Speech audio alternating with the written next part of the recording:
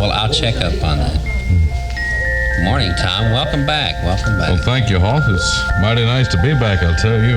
Tom, I think you deserve a great hand for that fine show you put on CBS Radio last Friday night from Indianapolis. And let's give it to him right now.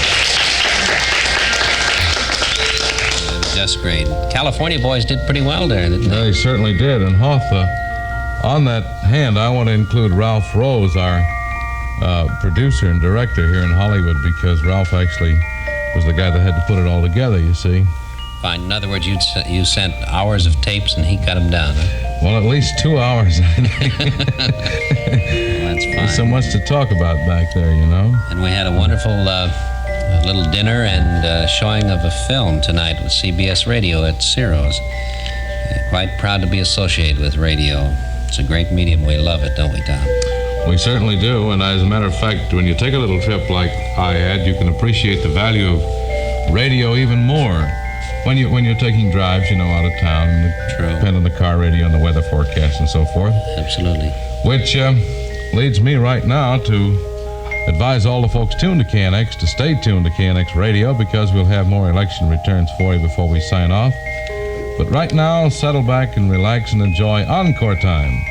This is the program that relives the golden past of all show business. And tonight, you'll hear those wonderful old-time records. You will hear Dick Orant at the organ console, Major Andrew White, the man with a million memories, and the founder of CBS Radio. And here's the head man of the entire deal, the one and only Hawthorne, ladies and gentlemen.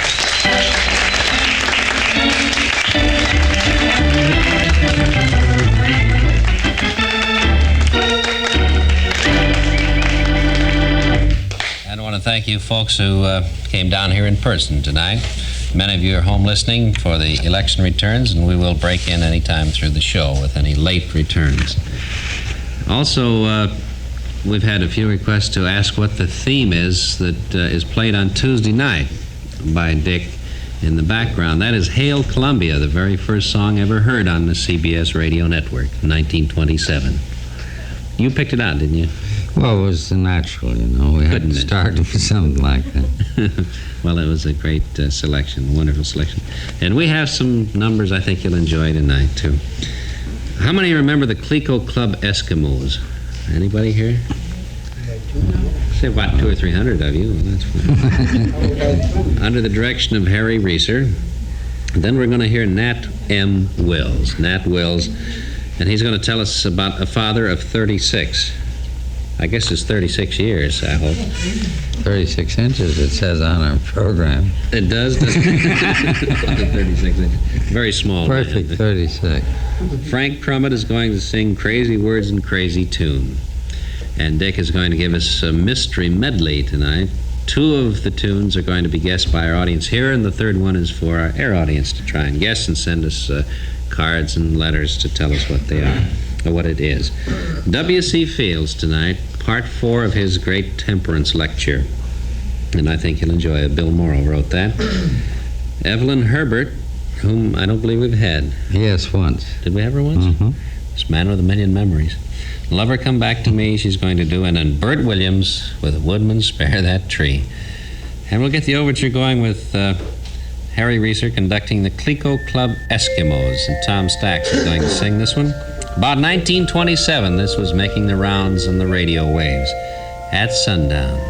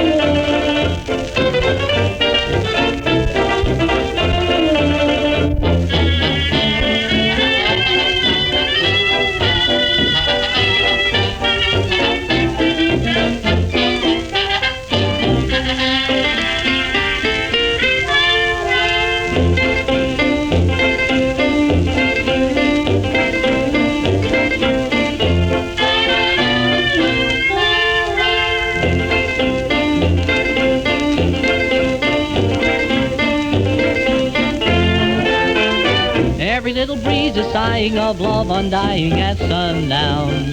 Every little bird is resting and feather nesting at sundown. Each little rosebud is sleeping while shadows are creeping. In a little cottage cozy the world seems rosy at sundown, where a loving smile will greet me and always meet me at sundown. I seem to sigh, I'm in heaven, when night is falling and love is calling me home.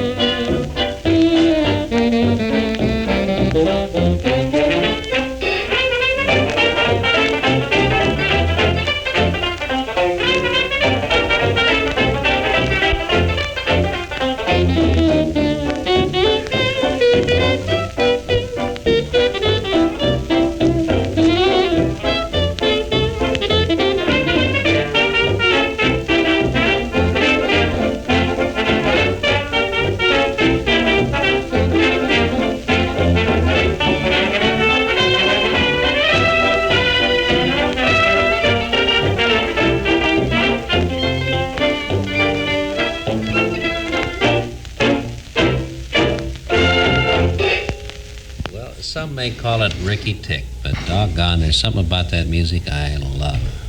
What is it, Andy? Do you know? Well, Harry Reese, of course, is a splendid banjo player, and you go for banjos. That must be it, yeah. I remember this fellow's a pioneer in the highest sense of the term, certainly one of the earliest of the sponsored programs. Now, the Clico Club Eskimos were dressed in costume, Eskimo costume. And remember, at this time, of course, there was no such thing as an audience. Everything was done in the studio, but they did it for photography purposes. But Harry Reeser never appeared with his band without the boys all dressed in the Eskimo costumes. Wasn't this awfully warm? Oh, sure, but they had their different weights according to the season of the year, but it was a good effect. Now, what I missed on this record, I didn't hear it, was a characteristic opening. They always opened with the yelping of the dogs, the Eskimo dogs, and the jingling of the sleigh bells. Maybe the record they had before this was a dog, and they decided not to do it anymore. I see. It took till 1927 to get that way, though. I think that was the date of this recording. Yes. Now, Harry started in 1923. Now, that was pretty early. And in fact, it was at the very beginning of sponsored programs. Well, it was broadcasting in 1921. It was 2 years old then, but there hadn't been any sponsored stuff. Now, at first, he used this jingle bells, which I'm missing. It doesn't seem right to me to have that omitted, as a background solely for the announcer. And then later, he wrote some introductory music. And this was the first musical theme to identify the program. And another thing, too, I remember was he was called a sparkling banjoist, and that was tied into the sparkling ginger ale, which Clico Club was. I wonder now if people don't know what it advertised. It was Clico Club ginger ale. Mm-hmm. And here, he was, I remember that when this particular account was sold, they had to bypass the advertising agency. The president of the company said they don't believe in radio. And 5 years later, or 10 years later, they were lining up on a waiting list to get on. But that was the way it was back in 23. I really have very fond memories of Harry Reeser, always a good performer. And I think that considering how old this is, that was a darn good performance, too. I enjoyed it. Before we have a father of 36, how many children do you have, Tom? I have 3, Hoff. 3. Well, I suppose there are many listeners who have families, and quite possibly... This is an extraordinary observation. I was hoping This is sure a sneaky way to get into a commercial. Boy, I had to wreck that one. Well, I throw these things in. Just want to see if you're on If your you hadn't have toes. said, I suppose. Well, I could have let it go by. However, I suppose there are many people who are humans listening to it. Many people Who are people. And they are the ones we want to reach, because they are the people who buy furniture. And we certainly have the place to buy furniture. Beacon Storage Company Furniture Sales Division. Tom, you tell them about it, huh? Well, you're quite right, Hoff, and this commercial sort of fits in with Encore time because home furnishings are one of the most enduring and most satisfying investments that we ever make. And you know, they can be even more satisfying, friends, if you get high-quality furniture at bargain prices. And, of course, high-quality furniture will last for years and years. And during the past 20 years, thousands of people have learned the truth at Beacon Storage Company Furniture Sales Division, corner of Pico and Crenshaw here in Los Angeles. Now, at Beacon's, you can buy either better-grade used furniture or brand-new furniture from the nation's largest manufacturers, and at prices that are a bargain hunter's dream. You see, Beacon's Furniture Sales Division operates in a warehouse atmosphere, and this is the most economical place to make retail sales, so they pass the savings on to you. Don't pay a penny more until you've personally investigated the bargains in real quality furniture at Beacon's Storage Company Furniture Sales Division, corner of Pico and Crenshaw. There's always plenty of parking. They're open evenings until 9, and terms are available if you want them. Thank you, Thomas. We have a little poem contest going on right now. A contest that is pretty easy to enter. Here's the winner for tonight, Tuesday, June 3rd. The case of Hawaiian Punch goes to Jane Hope Costello of Los Angeles. And here's her poem. It says, "The commercials Hawthorne did speed up, with laughter my sides did weaken. But lo and behold, when they were slowed down, they said, buy furniture from Beacons," which shows people listen to our sped-up commercials, huh? I'd like to have you enter the contest. For the best one sent in each week, the best poem, judge's decision final. The prize is dinner and entertainment for 2 at the Mocambo. And Joey Lewis is out there right now and doing a great job. All entries received by Friday midnight each week will be considered as a possible winner to be announced on Saturdays, and all entries received after midnight Friday will be carried over to the following week. All poems become the property of KNX Radio, and all poems judged on originality of thought and humorous theme. Somewhere, put the words furniture from Beacons therein. Say, it occurred to me, this Clico Club Eskimos, nobody's done that in recent years. They could call it the Regal Pale Rompers or something like that. It'd be a great name for Do you wear those or do you do the romping with it? with Regal Pale. Nat Wills, a humorous monologue. It's that way on the label, and it is. This is about a 1915 vintage, way, way back. And listen very closely. Get up close to the loudspeaker and imagine yourself as hearing this man talking into your ear. All right, Nat Wills and a father of 36. Thank you very much. It's indeed very sweet and kind of you to receive my humble efforts in so appreciative manner. I can assure you that I am indeed very grateful. And were it not from the fact that I'm suffering from a slight cold, the result of having sit in a draft last night, yes, we had the keg right in the doorway. I sat in the draft most of the evening. Consequently, I'm a little indisposed. Otherwise, I would be only too pleased to sing you 30 or 40 more songs. But it is a physical impossibility. But I'm going to get a little confidential this afternoon and tell you exactly why I am in your city this week. I really have a double motive in being here. The first object being that I am desirous of obtaining the coin of the realm, which will be forthcoming on Saturday evening next for my efforts upon the rostrum here this week. Yes. Secondly, I have a son who is going to a college near this city. I can't say that I'm altogether pleased with the way he's getting along. So I made up my mind while I was here I would kill 2 birds with 1 stone. Go out to the school, investigate matters, and see if I could find out what has delayed him. So I went out the other evening and met the boy. I said, my son, I'm not altogether pleased with the progress you've made here. You may be a most excellent football or baseball player, but for the amount of currency that I am coughing up annually, I want something besides athletics for mine. And in the morning, I'm going over to the college to see the dean, see if I can find out what the trouble is. Well, he said, I'll tell you, Dad, if you're going over to the college tomorrow to see the dean, don't mention my name, will you? Why, I said, are you ashamed of your name? Oh, no, he said, quite the contrary. I'm very proud of it. But he said, the fact of the matter is, since you were a boy, since you went to school, things have changed. They have a different system nowadays. He says, we go by numbers. My number is 36. Oh, I said, that's different. Your explanation is as clear as mud. However, I went over the next day and I met the dean. He wore eyeglasses. He had on some other clothing, too, of course. He wasn't on just eyeglasses alone. I said, good morning. He said, good morning.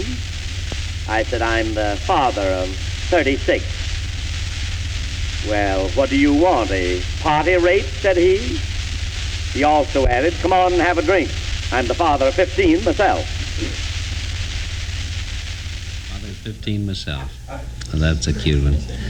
My golly, humor has certainly progressed, but we still have this basic humor today, haven't we? Yeah, I think the audience might like to know about Nat Wills. It's too bad this wasn't mentioned in advance. I wasn't familiar with what he was going to do. I don't hear these records in advance. But Nat Wills was to get a picture of him, he was a happy tramp comedian. Now, this voice and the incongruity of the tramp, you can imagine what this feller's skill was. His clothes were just a bewildering shambles. They were put together with instead of the conventional safety pin, he had a 10-penny nail holding things. He had 3 or 4 medals on his chest. A few front teeth were missing. And he had a beard on which he would scratch matches. And he had his lower lip made up so it extended from ear to ear. Now, when you get a picture of that man talking as he did, and he could talk in almost any manner, any humor, any mood, and any dialect. He also was, I don't recall him in any show except Hippodrome. He was a vaudevillian, a top headliner. Way back in 1915, this record was supposed to be? Approximately. Well, 1915 was when he had a very difficult thing to do. I'm pretty sure of the year, 1915. That was when Sarah Bernhardt was brought into the palace. And Sarah Bernhardt, of course, was the queen of tragedians. She was absolute tops. And she received tremendous applause, bow after bow, and Wills was supposed to follow her. A very tough spot, and the applause continued, and Wills entered finally after Bernhardt had gone to her dressing room. And just then the usher rushed down, a little badly timed, with an enormous bouquet. There was nobody there to receive it, and Wills looked embarrassed and looked to right and left, and somebody yelled out from a box, "Oh, give the flowers to Wills, he's dying anyhow." Great. Our number 3 is held down by Frank Crummett. I like his Song of the Prune best. It was the newest wrinkle when it was released. This is Crazy Words and Crazy Tune. Frank Benta plays the piano on this one, too. Yeah. About 1927. That's the way things sounded then.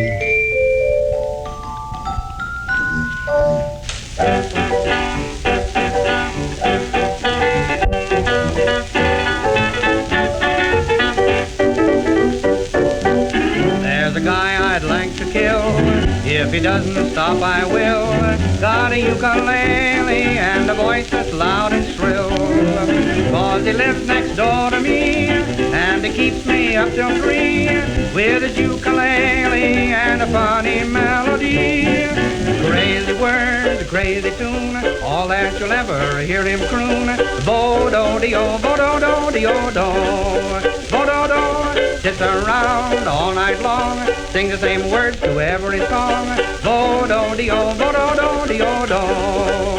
His ukulele daily, how he'll strum. Bum, bum, bum, vampin' and stampin'. Then he hollers black bottom. Crazy words, crazy tunes, he'll be driving me crazy soon. Bo-do-de-o, bo-do-do-de-o-do.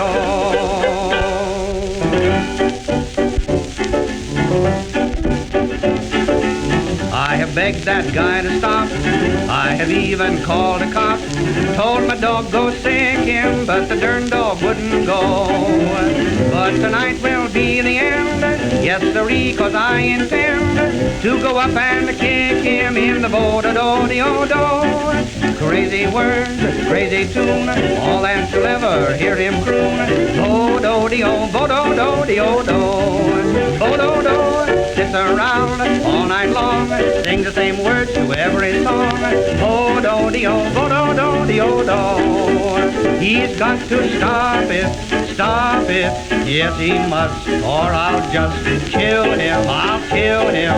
Then I'll do the black bottom when I'm jailed for my deed. To the jury and the judge I'll plead. Bo-do-de-o, bo-do-do-de-o-do.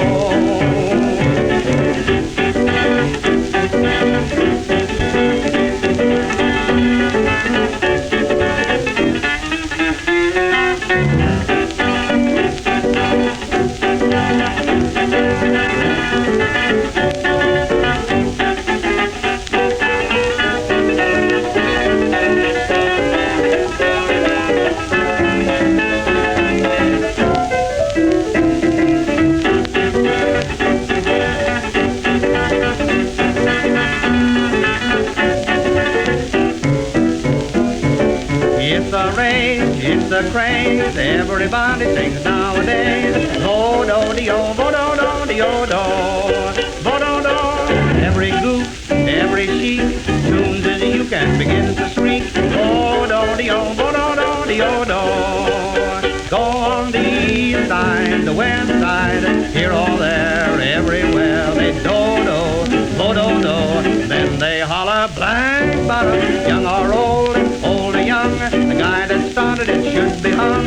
Bo-do-de-o, bo-do-do-de-o-do. Bo-do-do-de-o-do, da-do-do-do, da-da-da-dum, ba-da-da-dum. What was that? That wasn't a banjo there, was it? A uke. Uke? Yeah. Frank Crumit was the first one to play the uke that I remember as a public performer. I saw Frank Crumit Before first. Arthur Godfrey? Yeah, slightly before. I'm going back to 1909. That's when I saw this fellow first. And I know the date because it was the opening of Maxime's, a restaurant that was supposed to be the same as Maxime's in Paris. And of course they had a very Frenchy and sensational type of show, but they had a small runway. And in the midst of the performance appeared this fellow just in ordinary dinner clothes, a tuxedo, as they're called.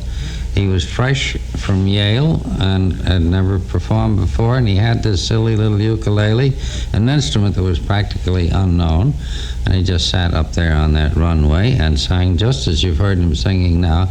And he was such a novelty, he was an absolute riot against all those big performers. This one, it was made in 1927, which was, of course, the year that Columbia Broadcasting was founded.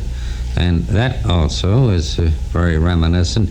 Frank Crumit, anybody in show business who was in New York long enough to get acclimated knew this fella and knew him extremely favorably and very well. Frank Crumit was one of the nicest men that ever graced the stage. This particular year, in 1927, he was playing in a show called OK with his wife, Judith Sanderson, who was a very beautiful girl and good singer and good dancer.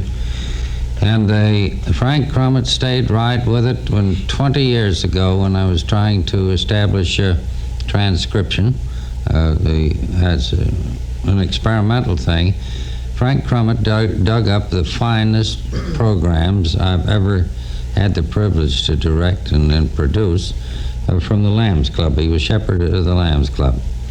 This might be reminiscent of Ukulele Ike, just to hear that type of singing. This fella goes way back. He is the absolute beginner with the uke and the absolute beginner with the vodeo type of thing, and just as opposite from Ukulele Ike as two people could be.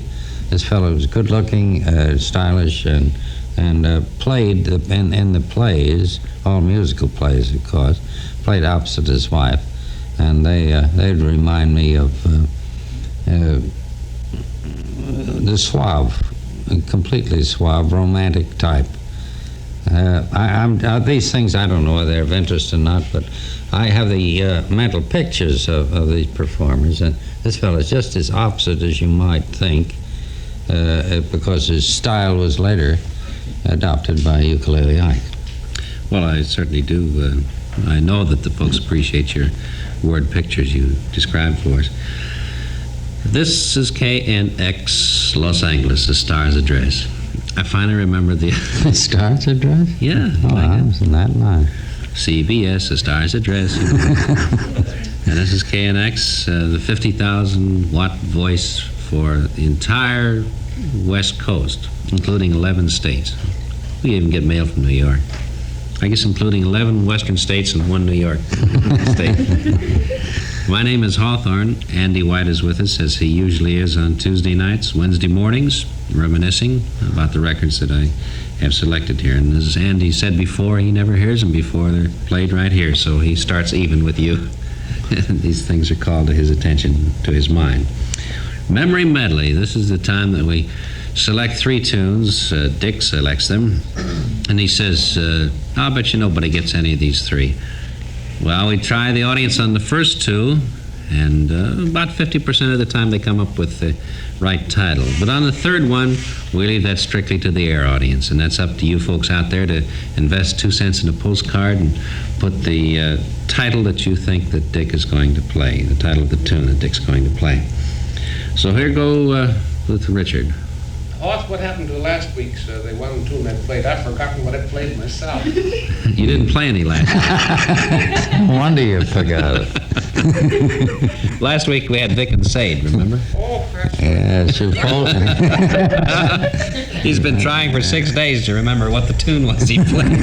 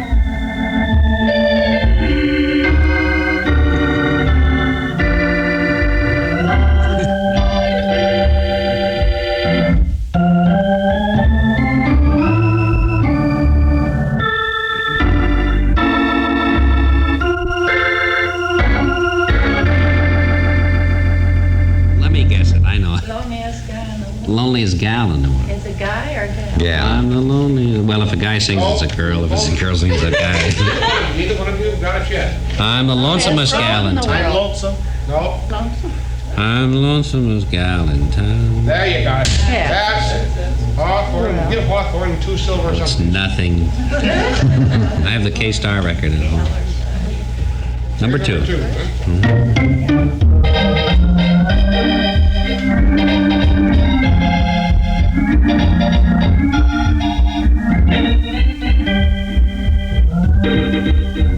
I know it.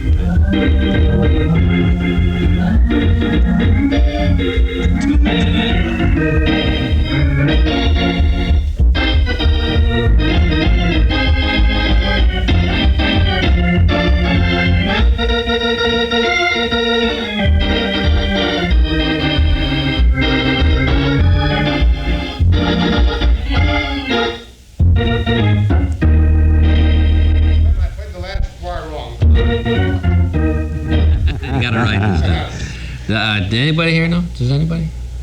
Don't let your heart go goo goo. Don't let your heart go gaga. Don't let your heart go goo goo.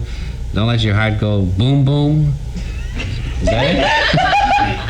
That's 3 titles. Many more left.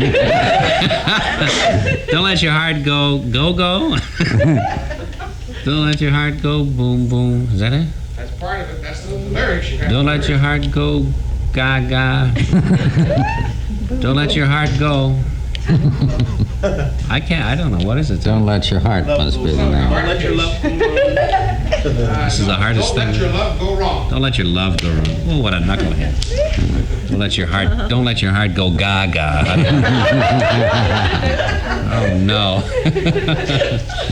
Okay, here's the one for everybody guess. No prizes, just a lot of fun. You folks at home, be real quiet. If you know what it is, don't say it. I don't think you're going to get this one quite so easy. Okay.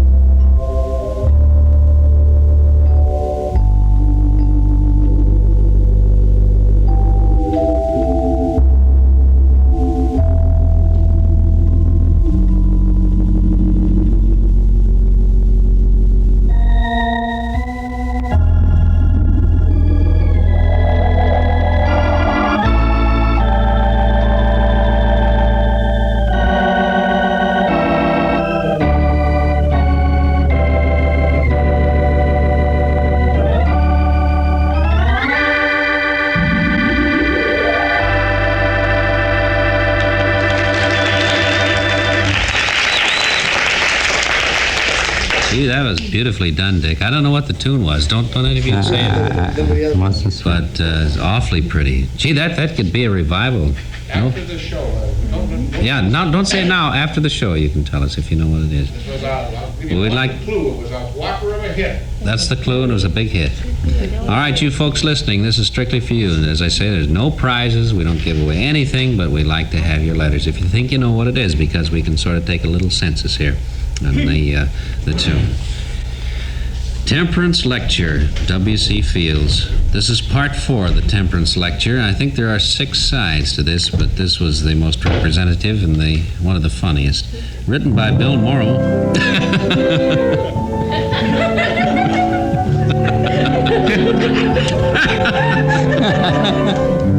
Ran over the piano. Well, that introduction, I can't follow that.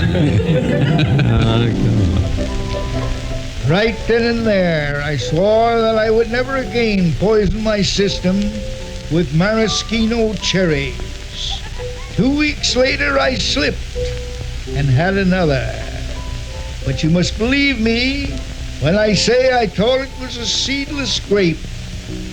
I washed it down with some snake bite remedy, which I always keep handy. Only, however, after first being bitten by a snake, which I also keep handy. Those who overindulge in strong drink always have serpents handy. In fact, some hapless souls are burdened with them as constant companions.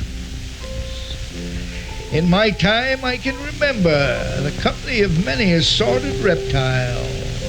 In addition to pink elephants with lavender dots, a bright blue ostrich with a mixmaster for a tail, and a chartreuse octopus that taught me to samba. or samba, as we say over home. A thief broke into my house one night and stole my octopus. He cut his tentacles off and used them for non-skid automobile tires. A cruel thing to do. I wish I had thought of it. In closing, I would like to offer my favorite recipe to take the place of intoxicants. It's real thirst quencher. It's called the Raspberry Freeze, known in England as the Raspberry Freeze. Take 1 cup of pineapple juice, 2 cups of raspberry juice, mind you, if you're in Europe, 1 cup of black tea, 3 cups of water, and 2 egg whites. Freeze until half stiff. Well, when you're half stiff, everything is all right. I thank you.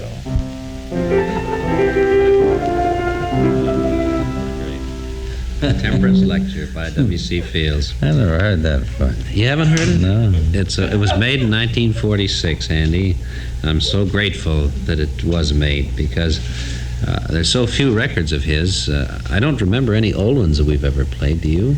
No, these are scarce, and I enjoyed that a lot. There's 3 more parts to that? Yes. Let's have the other 3 parts every now and then. All right, we'll go backwards. We'll go 4, 3, 2, 1.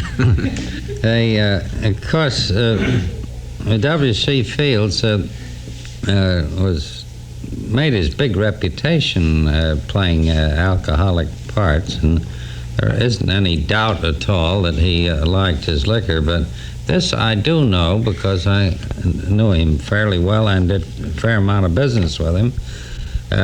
He drank steadily, but he was never drunk. Now, I've never known anybody who ever saw him drunk, and he hated drunks. He just wanted to push them out of the way. But the explanation of this was that alcohol seemed merely to quiet his nerves, and he had tuberculosis when he was a youngster.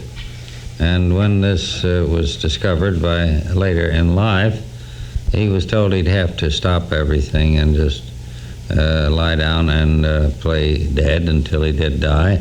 So he took to liquor instead, and that was the real reason that he was always endeavoring to beat this tubercular condition, which cleared itself up because he lived to 67. Yeah. Maybe preserved him. Yeah, he definitely believed that. Oh, he had 3 wardrobe trunks. This I have seen with my own eyes, and one of them was made up just like a cellarette, and it was just chock full of liquor, nothing else. When he was with the Vanities, which Comby was 1 year old then, and I was trying to work a deal with him to go on broadcasting, went over to the dressing room, and here were the 3 trunks, and the traditional one, which was a liquor cabinet, but now there were 2 trunks that were liquor cabinets. He still had 3, and he said 1 will suffice for the clothes. Most of you people who are familiar with W.C. Fields' work know him for his roles in pictures mainly. Some of you may have seen him in the theater. But for many years, he was a vaudevillian, a tramp juggler. We had one tramp a little early in the evening. Now we have a tramp juggler. And then he developed, the reason he became a tramp juggler was that he didn't have any money for costumes. So he made up that way. He was a very good juggler. And he was starting when he was 19 years old. This boy made $125 a week, which was a lot of money in those days in vaudeville. And he was big time for years with a trick billiard table and billiard cue, grotesque cue that wrapped itself all around in contortions. And of course, this table was wired up so but you couldn't see it. And he'd make these amazing shots, utterly impossible to conceive of anybody playing such a game of pool. But it was a majestic, stylized parody of a pool player. That was what got you. He kept that act for 40 years. It was only in 1923 that he made a show called Poppy, and the character was Eustace McGargle. And he was the grandiose humbug that he stayed in that role all the rest of his life. But Poppy, 2 years later, was made into motion picture, and there's where I think most of you will have seen him and remember him there. I think the folks who remember good food have been to Angelo's. Oh, yeah. Any one of the three Angelo's. The Copper Room, Beverly Drive at Santa Monica Boulevard in Beverly Hills. The Silver Room, Angelo's Silver Room, Burton Way at Doheny, and Angelo's downtown West 6th, east of Spring. Gee, you've been talking about these folks for quite some time, almost a year, I think. Yeah, there's a lot of people going there because they've heard us talk about it, and so I've been told that the mouths are watering too much, so we won't mention anything special except that barbecued beef plate. Yeah, or the steaks. They're good. Oh, that hot roast turkey sandwich. Ham steak is one of them. Well, that French fried shrimp plate I'd go for once. How about 2 grilled Eastern pork chops with applesauce? We weren't going to say a word about the things that you could get there, were we? Well, we don't want the people to think that we're saying too much good about it. But it's all the truth. Believe me, we could go overboard and say that Angelo's is the greatest in the world, so we will. It is. Yeah, it does. Best food. Remember Angelo's, spelled Restaurants. Angelo's restaurants, 3 of them, the Silver Room, the Copper Room, in downtown West 6th, east of Spring. And I should be a news announcer for this. Here's a KNX News Bureau bulletin. The latest tabulation, I have never been able to do real announcing to read. I can't read copy. Latest, we got 19 men up in the newsroom. What are they doing? I got to read this. Yeah, well, latest, I guess they're working. You got to get the pear-shaped tone first in your voice. Latest tabulations on the California primary election show. I sound like H.B. Calton-Hogan. Latest tabulations on the California primary election show on the Republican side, Governor Earl Warren, 357,712. Thomas Wardell, 174,317. This is with 8,863 of the state's 19,730 precincts reporting. On the Democratic side, 8,868 precincts reporting. Senator Estes Kefauver, 391,863. Pat Brown, 180,205. In the race for California Senator, incumbent William Noland won the nomination on both the Republican and Democratic slates. He'll enter the November election uncontested. Fireworks in that South Dakota primary. Senator Robert Taft leads General Eisenhower most of the night. But now, latest returns with 258 precincts yet to report show that Ike has whittled Taft's earlier lead. Now trails by only 1,322 votes. Earlier, he was nearly 4,000 behind. At this hour, it looks as if a final tabulation will be necessary to prove the winner conclusively. So that's the story on the election right up to the minute from our KNX Radio News Bureau. The boys are up there tabulating these things, and I suppose if, we'll find out at 1 o'clock whether we're going to stay on after 1. We'll see how the results are then. We'll have to get going here to get these 2 in. Yeah, there's 2 more to go. Well, Lover Come Back to Me with Evelyn Herbert. This is from the musical comedy New Moon, Hammerstein, and Romberg. Soprano, about 1929 for this one.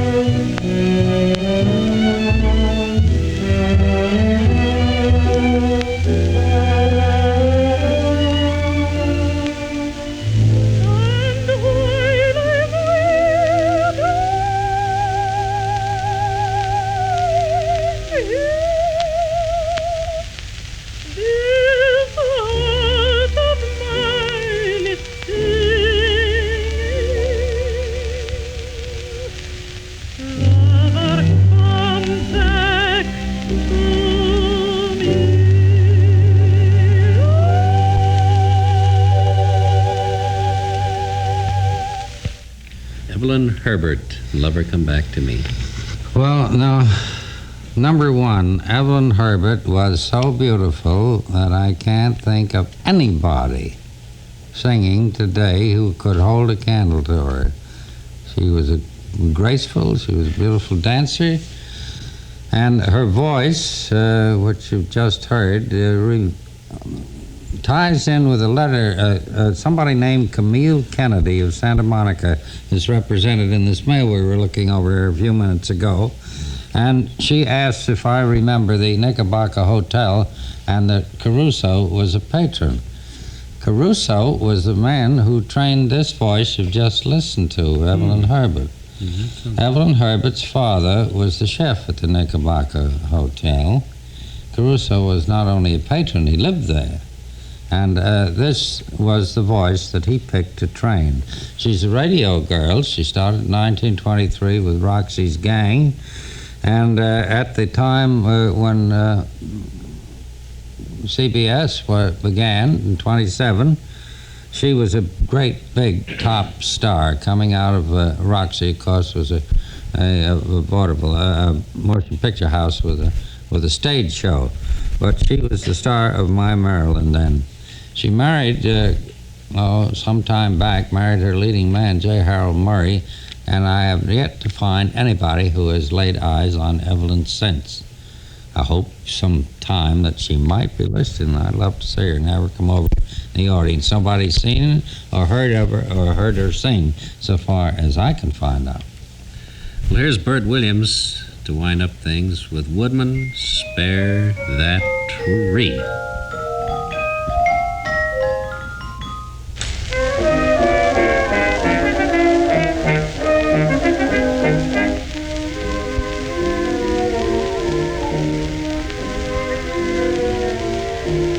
There is a tree grows right near our house. Been there quite some time. The tree is a slippery elm tree and it's very hard to climb. But when my wife gets after me, in that tree I root. I can go up just like a healthy squirrel. I never need a boot. T'other day, a woodman come round to chop my refuge down and split it up into kindling wood to spread it round the town. I said to him, my friend, desist, wait, stop, lay down thy forest razor, chop not a single chop. No, woodman, spare the tree, touch not a single bough. For years it has protected me, and I'll protect it now. Go chop an oak, a birch or pine, but leave this slippery elm of mine. It's the only tree my wife can't climb. Oh, woodman, spare it for me.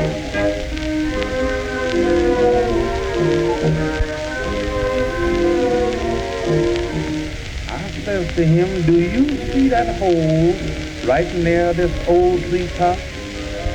Well, I'm got $5 hid up there and it's yours if you refuse to chop.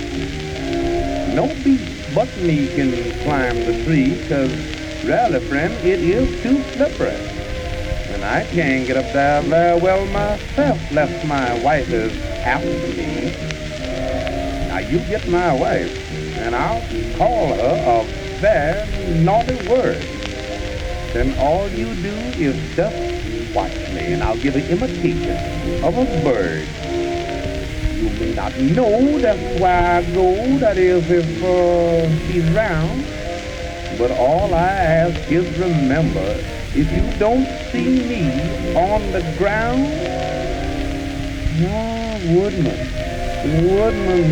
spare the tree, touch not a single bough, and I'll drop the 5 down too deep, the one I promised thou.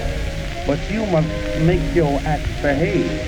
This slippery elm, it must be saved. It's the borderline between me and the grave. Woodman, spare it from me.